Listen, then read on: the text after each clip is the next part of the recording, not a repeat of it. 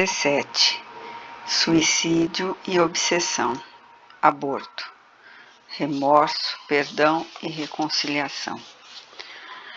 Cada dia que passava, Túlio amorosamente instruía Camila, mostrando-lhe inúmeros exemplos de amor, fé, compaixão, paciência, entre outras virtudes praticadas por inúmeras criaturas encarnadas, independentes de suas religiões. Assim como lhe expôs às vistas crimes, violências, intolerâncias e cobiças praticadas por quem diz ter uma religião e amar a Deus sobre todas as coisas, esquecendo-se do segundo mandamento, em que Jesus diz ser semelhante ao primeiro, que é amar ao próximo como a ti mesmo. Certo dia, bem cedo, Túlio procurou por Camila, avisando-a. Iremos às pressas agora para a casa de Monteiro, aquele amigo com quem seu pai enlaçou amizade, religião e negócios. O que há com Monteiro? Quis saber Camila. Vamos, eu te explico depois. Chegando à casa de Monteiro, Camila e Túlio presenciaram os esforços empreendidos por socorristas espirituais para impedir que Thelma, filha de Monteiro, praticasse o suicídio. Depois de aplicar em Thelma fluidos magnéticos tranquilizadores, Genésio, um dos trabalhadores espirituais presentes, voltou-se para Túlio e Camila, cumprimentou-os rapidamente e logo explicou. Há muito a jovem Thelma está sendo perturbada por um terrível irmão desencarnado que vive na ignorância e não aceita ajuda. Os pensamentos da moça estão voltados para o pior dos desencarnes, o suicídio. Esse espírito sofredor atormenta-a dias e noites. Raramente, quando anestesiado com nossos passes, ele a deixa ter um pouco de paz. Thelma andava de um lado para outro da casa. Ela estava sozinha. Vez ou outra chorava, inquieta, e nem mesmo tinha motivos aparentes para isso. Por um instante, Thelma sentou-se no sofá e começou a puxar seus próprios cabelos aos trancos, como se portasse debilidade mental, que atingiu o máximo do desequilíbrio, balançando o tronco para frente e para trás, agitadamente. O que ela tem? Perguntou Camila. Eu conheço a Thelma, ela nunca foi assim. É um caso de obsessão, Camila, esclareceu Túlio comovido. Como obsessão? Eu não vejo nenhum outro espírito aqui além de nós, afirmou ela teimosa. É necessário que a irmã Camila aguce a visão espiritual, nesse caso, para que possa vê-lo melhor, esclareceu Genésio. Túlio, para auxiliar, colocou sua destra sobre a fronte de Camila, ministrando-lhe fluidos energéticos que facilitassem sua visão. Em poucos segundos, Camila surpreendeu-se assustada. O que é isso? É um abortado, respondeu Túlio de forma triste. Havia em Thelma uma grande mancha escura na parte espiritual chamada duplo etérico ou perispírito, o corpo espiritual que envolve o espírito. Este é uma substância que parece vaporosa para os encarnados. Nessa mancha existia uma figura torcida e deformada, lembrando um rosto humano. Observando com mais atenção, Camila pôde ver colado ao útero de Thelma um corpinho espiritual em estado fetal, apresentando-se de forma irregular, deformado e trazendo em seu aspecto imensa queimadura e cortes. Quando esse corpo espiritual percebeu a presença dos socorristas, começou a urrar desesperado. Ele era o espírito abortado. Sumam daqui! Gritava a infeliz criatura. Nesse instante, Thelma começou a chorar e a se debater esperneando. Vê, Camila, o abortado transformou-se em obsessor, informou Túlio. Mas os abortados são socorridos, não são? Perguntou ela. Em alguns casos, sim. Eles são levados a postos de socorros, especializados em caso de abortados ou rejeitados, como queiras. Mesmo assim, têm o livre-arbítrio, que é o direito de escolha. Podem voltar ao plano físico para junto de quem quiserem, como de seus assassinos, e passarem a atormentá-los, como o que está acontecendo agora. Há casos de aborto em que os socorristas não conseguem levar o abortado para ser auxiliado. No instante do desligamento do corpo, ele se liga à sua mãe e ninguém consegue tirá-lo de lá. O que ele pretende fazer com Thelma? Quer vingar-se do assassinato. Ele pode fazer isso? Matá-la não. Porém, os sofredores do plano espiritual, desejosos de vingarem-se dos encarnados, operam da seguinte forma. Primeiro, entram na mesma frequência vibratória dos pensamentos do encarnado. Depois, lhe dizem coisa que o encarnado acredita serem ideia sua. O quanto antes o espírito inferior e vingativo, que quer o encarnado se prejudique, por isso passa-lhe ideias agressivas, principalmente. Quando esses pensamentos começam a penetrar na casa mental do encarnado, ele passa a aceitá-los. Temos o que tu estás vendo ocorrer com Thelma. Pobre Thelma, acreditando que esses pensamentos são dela, apiedou-se Camila. Sem dúvida, afirmou Túlio. Quando o encarnado se desespera, nunca consegue perceber que tais desejos e pensamentos pertencem ao obsessor. Nesse instante o abortado chorava, e mesmo com a voz rouca, forte e descontrolada, dizia: Assassina, tu me mataste sem dó nem piedade. Tu me queimaste, e não contente porque não morri, cortaste-me os pedaços e jogaste-me no lixo. Até hoje todo o meu corpo dói, assassina. Só vais livrar-te de mim quando morreres da mesma forma que me mataste. Só te livrarás de mim quando morreres. Thelma só pensava em morte e em suicídio. Chorava, gritando de forma desesperadora. Não podia ouvi-lo, porém captava seus sentimentos e pensamentos. Ela sentia-se rejeitada, improdutiva, inútil no mundo.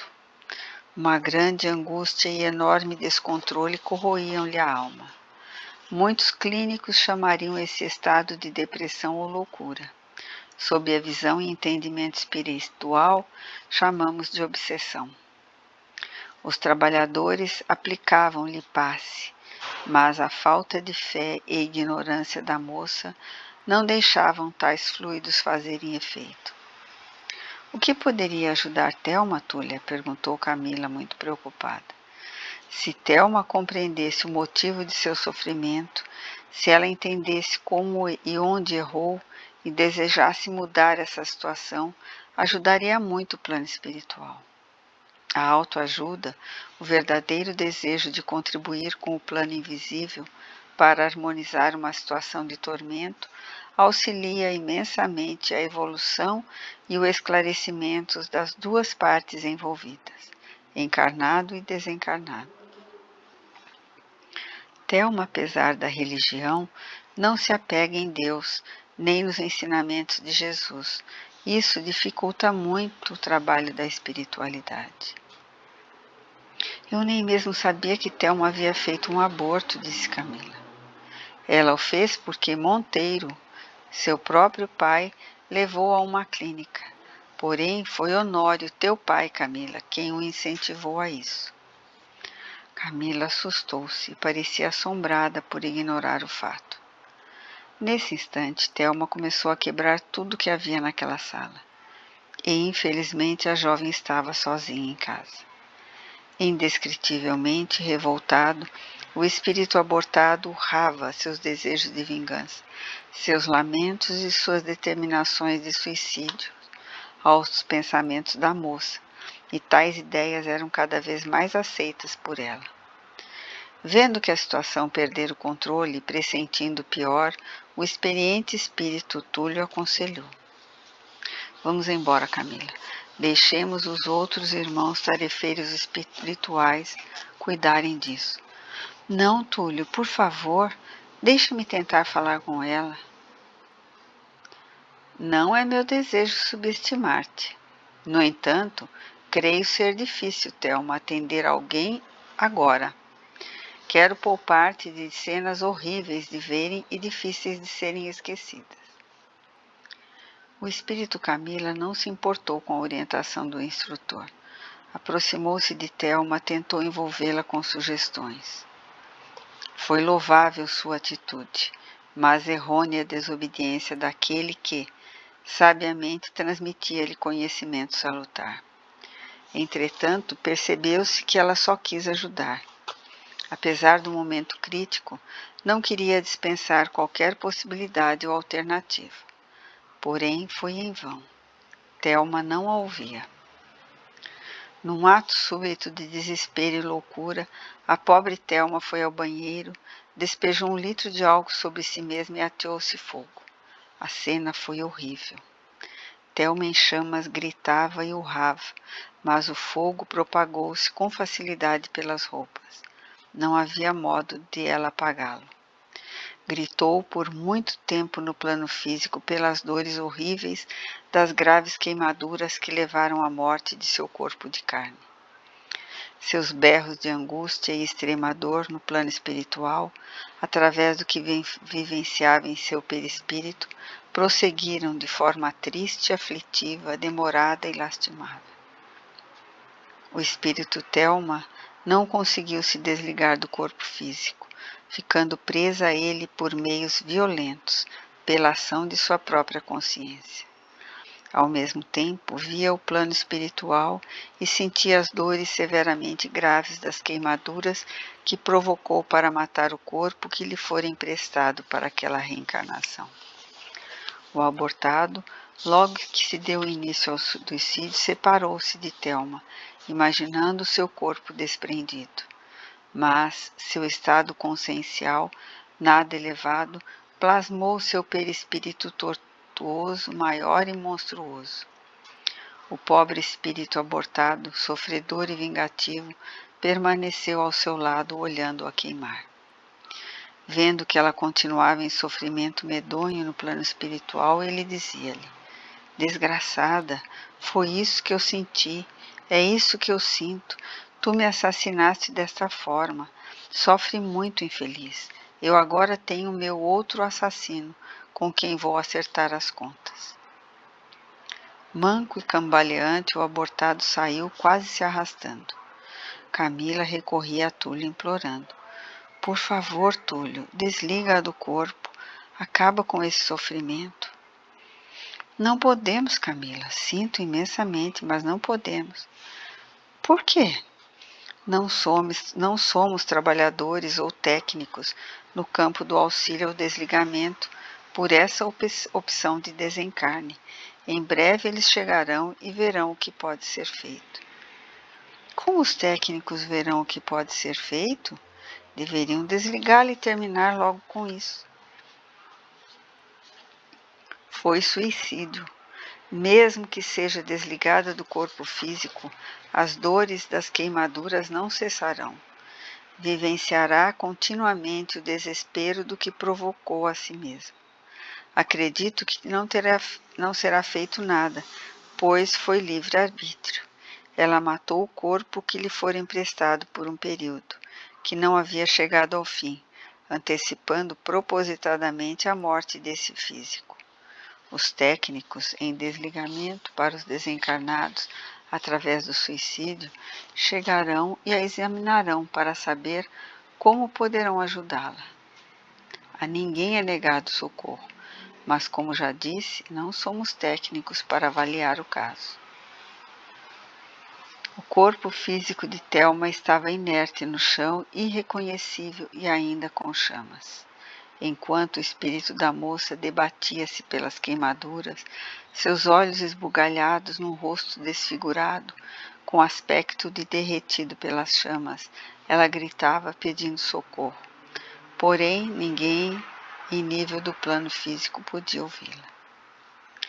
Depois de alguns minutos, um vizinho sentiu um forte cheiro de queimado e ao ver a fumaça que saía pela janela, chamou os bombeiros, que logo ao chegarem localizaram o corpo. E agora, Túlio? Perguntou Camila, extremamente triste. Virá uma equipe espiritual para dar auxílio e amparo aos pais e familiares. Lógico que será de acordo com o nível espiritual, entendimento e receptividade deles que receberão tais benefícios, apesar da deplorável situação. Sentindo, ele a chamou. Vamos, Camila. Chegando à casa de Dora, Camila sentia-se triste. Vendo-a muito pensativa, Túlio aproximou-se e perguntou com terna preocupação. Precisas de ajuda? Estou refletindo sobre tudo o que presenciei desde quando desencarnei. Choquei-me com muitas coisas que ignorava existirem, embora na espiritualidade, no passado, já ter estudado muito a respeito. Estamos em constante aprendizagem, querida Camila. Nunca sabemos o suficiente. O dono da sabedoria e da verdade é nosso irmão maior, Jesus. Túlio, se é que podes me explicar, gostaria de saber o que uma mulher deveria fazer caso ela já tenha errado cometendo um aborto e só veio a saber desse tamanho erro depois de já tê-lo consumado. Uma verdadeira reforma íntima, respondeu Túlio sabiamente. Ao descobrir que errou, tem que haver nessa mulher o verdadeiro arrependimento. Terá de sentir uma imensa vontade de mudar tudo o que foi feito. Sabe aquele sentimento que nos abate corroendo por dentro e que nos faz desejar imensamente termos feito tudo diferente? Camila acenou a cabeça positivamente e ele continuou. Então é isso. É esse o desejo que ela tem realmente que sentir, já que depois de tudo consumado, não se pode mudar a situação. Essa mulher deve, através de seu arrependimento e vontade de mudar, pedir perdão a Deus e propor-se aos trabalhos dignos, nobres e edificantes do Evangelho. Ela deve sentir amor pela criatura que prejudicou com o aborto, mas sentir muito amor mesmo. É indispensável também cultivar, ensinar e exemplificar a compaixão e o perdão a todos, sem exceção. E se mesmo assim, ou os abortados quiserem vingar-se e prejudicá-la com obsessão, ela terá de ter uma fé inabalável acima de tudo. Não se deixar abater pelos mais fortes ataques, pois com toda a certeza, a partir do momento que passar por essa transformação íntima, desejar mudar, lamentar o que fez, querer corrigir a situação, já será amparada e auxiliada pelo plano espiritual maior. Quando ela se orientar através do Evangelho e praticá-lo com amor, já se estará socorrendo com ajuda no plano superior. Estará se renovando e buscando sua elevação espiritual, ligando-se a Deus. Se, junto a tudo isso, a mulher ou quem quer que se expuser a um tratamento espiritual em um centro espírita, encontrará mais facilidade de entender e saber como agir. Sem contar que os mentores terão melhores condições de ampará-la, auxiliá-la, socorrê-la.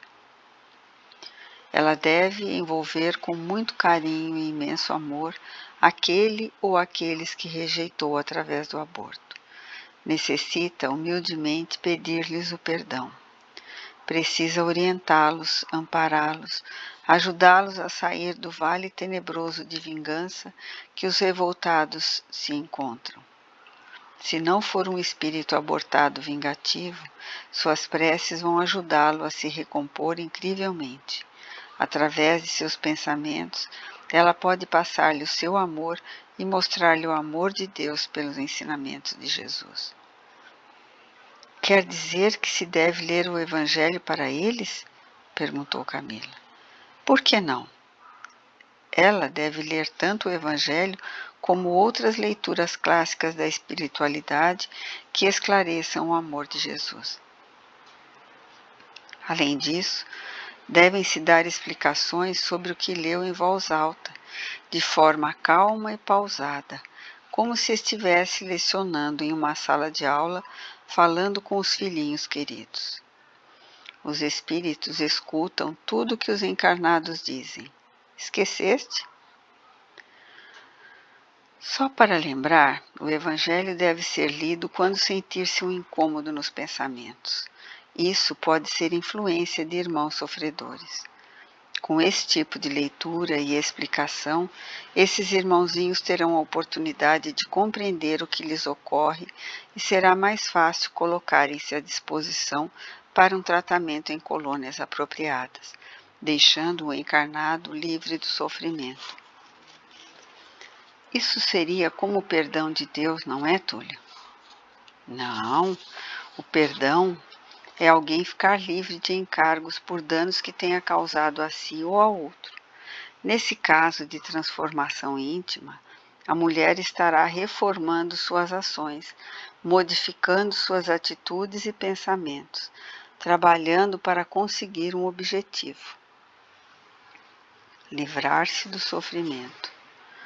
Porém, antes de se libertar desse sofrimento, terá de trazer alívio às dores àquele que prejudicou. Isso ocorre através do amor, do perdão, da compaixão, da fé, da dedicação ao bem, à paz, à concórdia em todos os sentidos.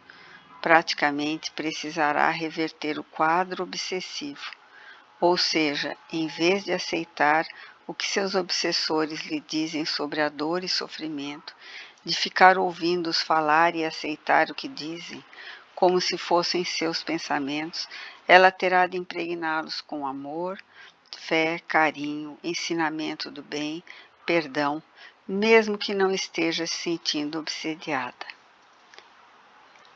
Pois, quando o abortado é socorrido para uma colônia de rejeitados, ele não permanece junto à mãe para perturbá-la, como eu já disse, mas poderá haver mágoa, trauma, tristeza. Ele poderá sofrer no perispírito a tortura do aborto a qual foi submetido. No entanto, os sentimentos que sua mãe tiver de arrependimento pelo ato praticado chegará até ele e tu não imaginas como esse tipo de sentimento e pensamento muda o estado espiritual de um rejeitado.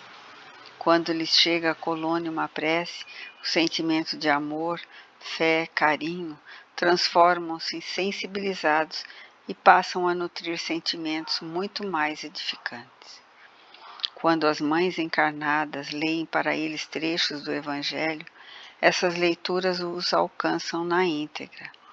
Há inclusive técnicos na espiritualidade que se esforçam no trabalho de fazerem-nos ouvir até a voz de seus genitores. Eles conseguem captar também todas as emoções só para levarem como mensagem para auxílio do tratamento do irmãozinho rejeitado, necessitado e carente. Isso é de imenso valor e elevação espiritual. É um resgate maravilhoso. O ser humano ainda não entendeu quando é dito no Evangelho do Senhor: bem-aventurados que choram, porque serão consolados. Bem-aventurados os que têm fome e sede de justiça, porque sereis fartos. Bem-aventurados os que agora chorais, porque rireis. O que chora por arrependimento sempre busca a Deus, sempre sai à procura dos ensinamentos. Por isso, ele aprende, evolui, corrige e auxilia os outros. Esse é o que verdadeiramente chora. Os que têm fome e sede de justiça são aqueles que divulgam e exemplificam os verdadeiros ensinamentos divinos de Jesus, para que as injustiças do mundo não prevaleçam. Aquele que realmente lamenta o que fez de errado, corrige seus erros e auxilia os outros. Um dia rirá farto com glória por ter sanado tudo o que se fez necessário corrigir. Porém, quando é dito: ai de vós, ricos, porque tendes no mundo a vossa consolação, faça um alerta àqueles que cultivam riquezas, porque ninguém viverá no mundo por muito tempo. Ai de vós que estáis fartos, porque tereis fome. É um alerta aos que não repartem o que têm, não se apegaram aos valores religiosos e cristãos, não dão importância aos ensinamentos de Jesus. Um dia sentirão imensa falta deles. Ai de vós que agora rides, porque um dia chorareis e gemerei. Alerta aos que se livram de situações de maneira criminosa ou leviana e depois se comprazem nos prazeres da carne, no conforto material abusivo, na prática do mal. Um dia lamentarão muito seus efeitos, suas ousadias. Camila ouvia atenta e Túlio, depois de uma breve pausa, prosseguiu. Eu conheço um caso curioso sobre pais que se arrependeram do aborto.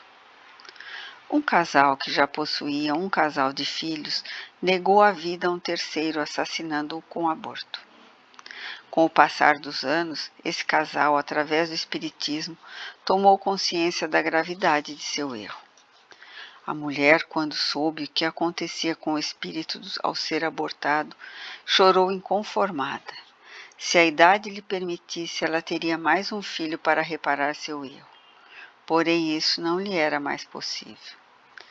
Com remorso, o casal apegou-se ao Evangelho, buscando alívio para a dor que sentia. Passaram a orientar outras pessoas sobre o assunto, a gravidade e as consequências do aborto. A mulher passou a tirar alguns dias da semana para trabalhos voluntários em creches e orfanatos que cuidavam de crianças carentes. Sempre em suas preces, eles rogavam perdão a Deus pelo que haviam praticado e direcionavam pedidos de perdão ao Espírito a quem negaram a vida, procurando enviar-lhe pensamentos nobres, envolvendo-o com amor e carinho. Faziam-lhe preces e leituras para que ele compreendesse a ignorância e aceitasse o remorso de ambos, além dos pedidos de perdão. Todos os sentimentos do casal chegaram até a criatura que fora rejeitada por eles. Assim, um belo processo de transformação se iniciou. A mágoa e a angústia e a revolta transformaram-se em amor, esperança e compreensão. A mudança ocorrida em sua mente foi tamanha que seu perispírito, que se encontrava deformado, sinalizando ainda os sofrimentos do seu assassinato, moldou-se em forma e tamanhos normais, e o espírito, por sua vez, começou a nutrir sentimentos de amor sincero aos pais que o rejeitaram. Mais tarde, essa criatura reencarnou como neta desse casal que a amava de forma incompreensível. Com a necessidade de trabalho da nora, o casal maravilhado foi quem tomou conta daquela querida netinha. O mais curioso nisso tudo foi que eles, sem conhecimento da situação, oravam 2 vezes pela netinha, uma quando enviavam seus sentimentos de remorso, amor e esperança à criatura que eles rejeitaram, e outra quando oravam pela própria neta, desejando-lhe toda a bem-aventurança possível. Quando a compreensão do erro lhe fez chorar e o remorso corroeu, eles buscaram a Deus e, através do reconhecimento do erro, o trabalho no bem, eles mostraram-se arrependidos. Por isso, riram com a chegada da netinha e serão consolados ao descobrirem tudo o que fizeram e as consequências. Bem-aventurados os que choram, porque serão consolados. Dentro de uma existência, podemos errar e procurar corrigir, sem que sejamos dolorosamente punidos para acertarmos o que fizemos de errado. Obrigada, Túlio. Aprendi tanto contigo. Parece que te conheço há tanto tempo, disse Camila emocionada, experimentando um sentimento indefinido. Túlio, por sua vez, somente sorriu. Sabes, Túlio, hoje eu compreendi que tudo o que me aconteceu não foi culpa do meu pai. Eu errei. Omiti-me ao presenciar situações acontecendo rapidamente à minha volta e, lamentavelmente, não fiz nada. Recusei-me a servir ao bem, ao próximo, por puro comodismo. Tive medo do trabalho. Não assumi minhas responsabilidades. Deixei tudo para os outros.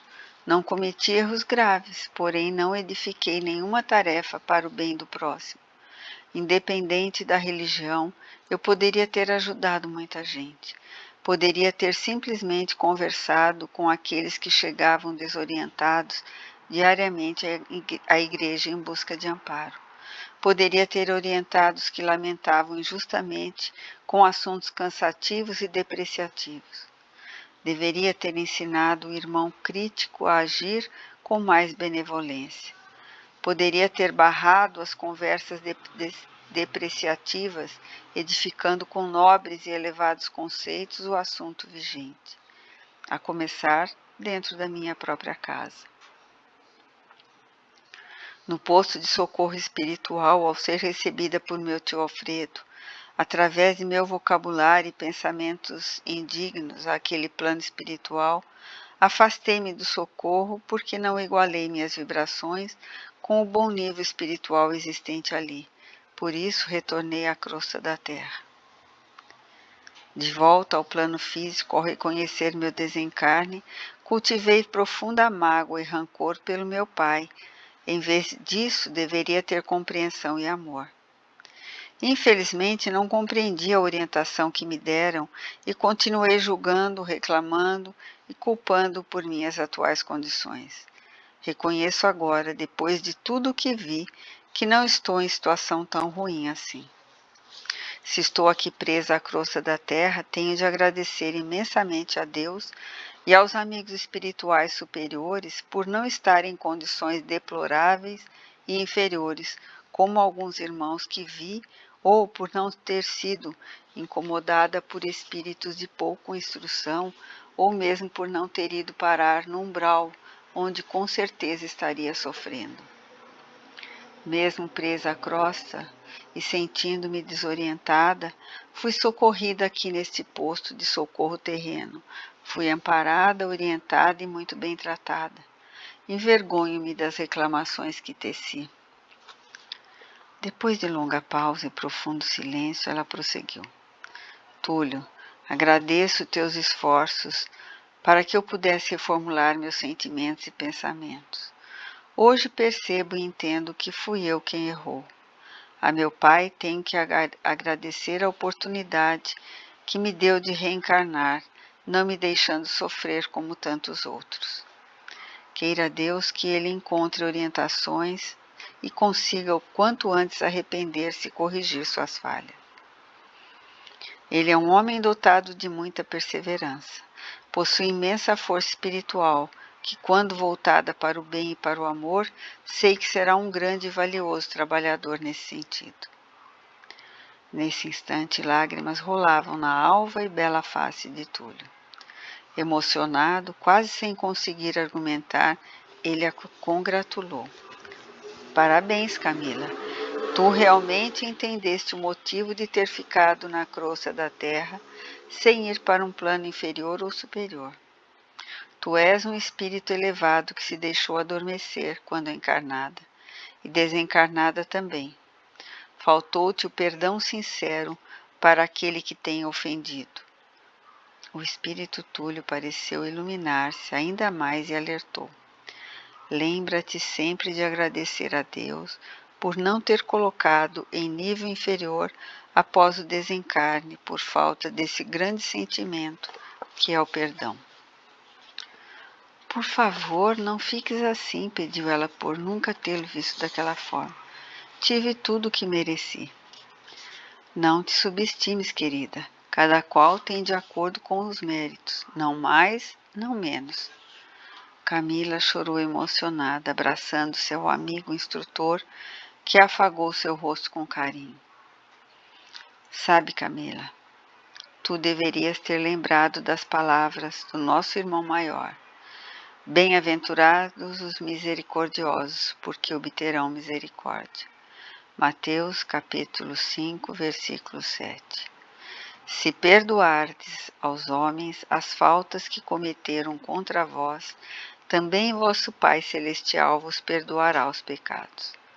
Mas se não perdoardes aos homens, quando vos tenham ofendido, vosso Pai Celestial também não vos perdoará os pecados. Esse versículo ninguém explicou tão bem quanto Kardec, quando no capítulo 10 do Evangelho segundo o Espiritismo diz-nos: a misericórdia é complemento da brandura. Porém, aquele que não for misericordioso não poderá ser brando e pacífico. A misericórdia consiste no esquecimento e no perdão das ofensas. O ódio e o rancor é o símbolo da alma sem elevação e sem grandeza. O esquecimento das ofensas é próprio da alma elevada que paira acima dos golpes que lhes possam desferir. Ai daquele que diz, nunca perdoarei. Esse, se não for condenado pelos homens, sê-lo-á por Deus.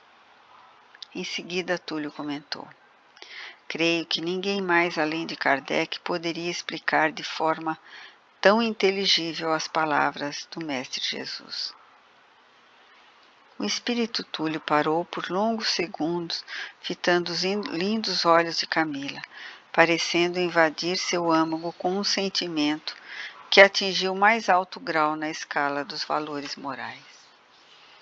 Ela experimentou nunca vivenciado antes e, sem que esperasse, ouviu dizer: eu te amo muito, filha querida, minha Camila, com toda a força do meu ser. Eu te amo muito, filha. Venho procurando há tempo. E ele chorou, silenciando. Em meio às lágrimas, ela se declarou: não sei de onde te conheço, nem como explicar o que sinto por ti, mas posso afirmar que te amo também, como se tu foste um ente querido, um pai espiritual.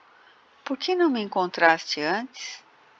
Afagando-lhe a face, ele confessou bondoso: eu te encontrei, mas tu não podias ver.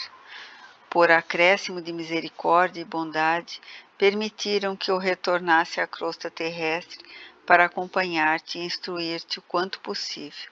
Se queres saber, isso fora ideia e pedido do nosso nobre Inácio, o operoso tarefeiro responsável e administrador do posto de socorro no qual foste atendida. Breve pausa, na qual Túlio tentava reprimir a emoção exibida pelas lágrimas, e ele contou: eu fui teu pai há séculos, minha querida. Foste fruto de especial afeição entre mim e minha querida amada espiritual. Posso falar em nome dela, que se encontra em elevada condições espirituais, que te amamos imensamente. Tentamos ajudar-te, mas por força de tua vontade, te desviaste do caminho de boa moral e precisaste aprender através das experiências mais diversas. Hoje sei que estás preparada, pois apresentas verdadeira vontade de evoluir com resignação e sabedoria, aceitando os desígnios de Deus. Amo-te como filha espiritual, e sei que o elevado espírito que foste tua mãezinha no passado, amar-te como eu e está muito feliz com o teu despertar para a elevação. Eu sei disso porque sinto, posso senti-la. Não existe distância ou barreira entre aqueles que se amam. Abraçando-o firme, ela não tinha o que dizer. Deixou que as lágrimas de júbilo levassem seu coração, tirando-lhe os pesares.